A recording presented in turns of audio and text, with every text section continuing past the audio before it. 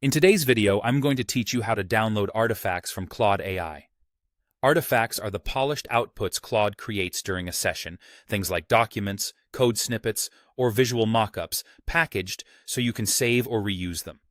The process is quick once you know where to look, and I'll walk you through it clearly from start to finish. First, open the artifact you want to save. In your Claude session, simply click the artifact. It will open in its own dedicated pane, typically on the right side of the screen. This pane is designed to let you review the content in a focused view, so you can confirm you're looking at exactly what you want to download. Take a moment to scan the artifact here. This is helpful if you're working with multiple versions and want to be sure you've selected the right one. Next, look for the export or download controls in the bottom right corner of the artifact window. This is where you'll find the key options for getting the content out of Claude. You'll see Download, which saves the artifact directly as a file on your device. You'll also see Copy to Clipboard, which instantly copies the content so you can paste it into another editor, document, or project.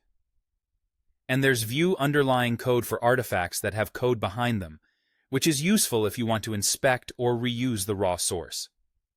Depending on your screen size, these may appear as labeled buttons or small icons. Hovering over them usually shows the label. The one we want for a file is Download. Go ahead and click Download. Your browser will either prompt you with a save dialog or use its default download behavior. If a save dialog appears, choose where you'd like to store the file on your computer. Pick a folder you'll remember. Your project folder or documents are common choices, and keep the file name clear and descriptive so it's easy to find later. If your browser saves automatically to a Downloads folder, you can leave it there or move it afterward. The important part is knowing where it lands. The file type will match the artifact. Text documents might save as Markdown or plain text, images as PNG or JPG, and code as the relevant extension, so it's ready to use in the tools you prefer.